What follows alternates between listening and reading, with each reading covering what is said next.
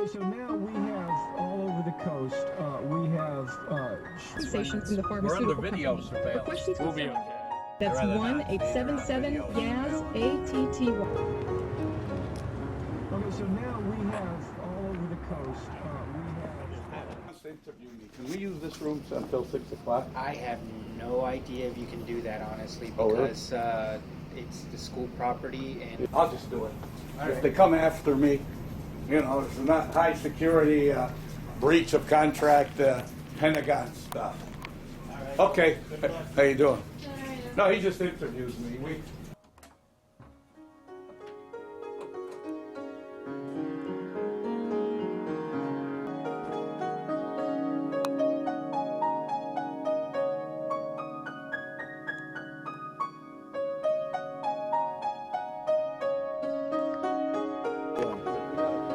This way, yeah.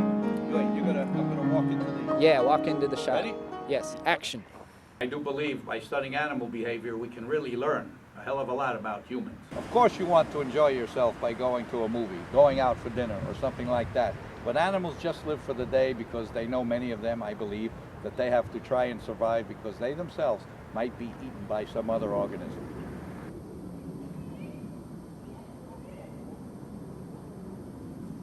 Animals don't want gold or diamonds or money. They can live without that and still enjoy life. When to me, enjoying life isn't necessarily having money, it's like being happy, being able to have just what you need and maybe a little left over. Well, the main difference between humans and animals is that humans think they are the most superior organisms on the planet, and animals just have to survive. And the problem is humans are making life difficult for many of the animals because we are encroaching on their territories and using them for experiments and things like this. We treat animals as if they're just like garbage or pieces of inanimate objects.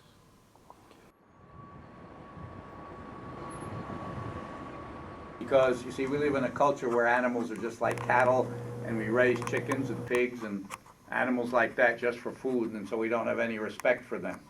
And to give you a good example, when the airplane crashed in the Hudson River, or crash landed, as you all know, the reason why it crash landed was because a bunch of birds went into the engines. And everybody made a hero out of the captain, which was virtually true, but nobody wept for the birds that were stuck in the engines. Yes, and we got to tell them they have to think like me. You have to treat every animal as if he's part of your family. Now, let me tell you this. Some students say, oh, you know, I tell my students I like cockroaches. I say I like cockroaches. What's wrong with a cockroach? And someone says they're ugly. So then that's what someone student said. A student told me, and I said, listen, suppose that cockroach said that people are ugly. You see? It's just a matter of reference points. And I tell them that, and I raise hell about it. You see? I know I'm one of the few people that like cockroaches. But hey, what the hell? Everybody needs a friend. Well, I like cockroaches. After all, they don't lie, cheat, or steal. And their most outstanding characteristic is, I never met a single one that voted Republican. What kind of guy you think I am? And I don't know what it is. Well, actually, I have some suspicions. It's probably cell phones, these iPods, these Xboxes. All these things are distracting students. As of today, I see a girl who, unfortunately, she's walking in the hallway, and I see her cell phone. I said, what happened to you? You're supposed to be in class. Oh, an emergency came up. I said, what is the emergency? He said something about a relative. I said, look, before cell phones, you didn't have any emergency. You see? So all these are real distractions. And they bug me because in many cases, it's these people who are out in the hallway yakking on the phone during class time, and these are the ones who need more of the class because they're not doing too well. So it's like a negative response. The more time on their cell phone corresponds with the lower the grades they get. And I see this all the time. So what these people have to do, they have to raise hell. And they have to do what I do, encourage recycling. Don't use paper. Well, use as little as possible. Don't buy the Sunday newspaper. Drive less, take the train, walk, things like this. And that's what I do all the time. Now, right now we're talking at a campus. I live 5-minute drive from here, 15 to 20-minute walk. I walk many times, okay?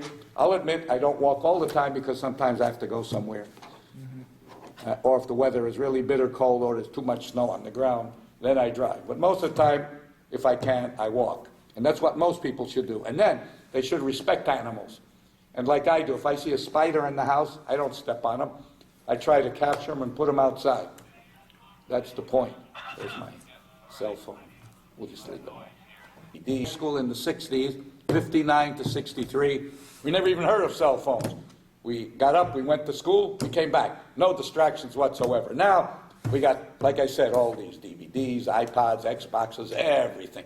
I don't think it's helping them any, because you see a lot of organisms communicate in ways we don't really know about, and we're going to disrupt them.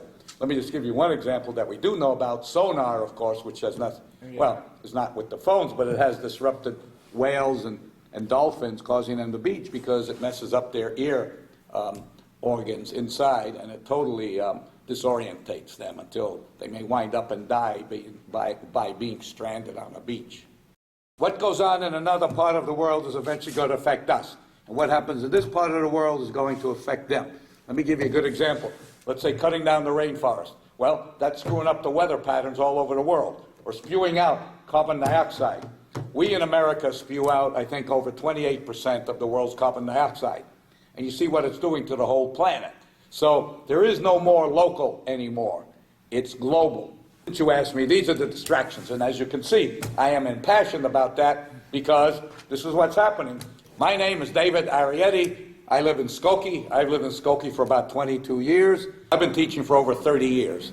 I teach biology, environmental science, and animal behavior at various colleges in the Chicago area. Right now I'm at Columbia College downtown in Chicago. I teach biology and environmental science at Columbia College of Missouri, up in an extension. And then I teach at the Oakton Community College at the Skokie campus. One of the advantages of being at many schools is I don't have to go to meetings, and it makes me more popular. Two, I'm also able to meet more students and more teachers at all these schools I can use as references or help. And another advantage of this is, too, you see, I won 3 Best Teacher of the Year awards at 3 different schools. If I were at one school, I would not have been able to win all 3 of them, because you're only allowed to win 1 per school. Another advantage, I don't have to go to meetings.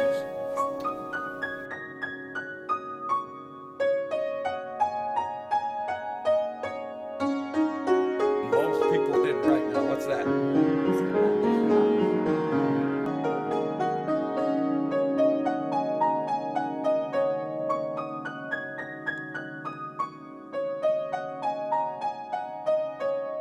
Because by studying animal behavior, you can get an insight into human behavior. Because I think people forget that humans are animals as well. The English correct. It's on how humans cause disease. Okay.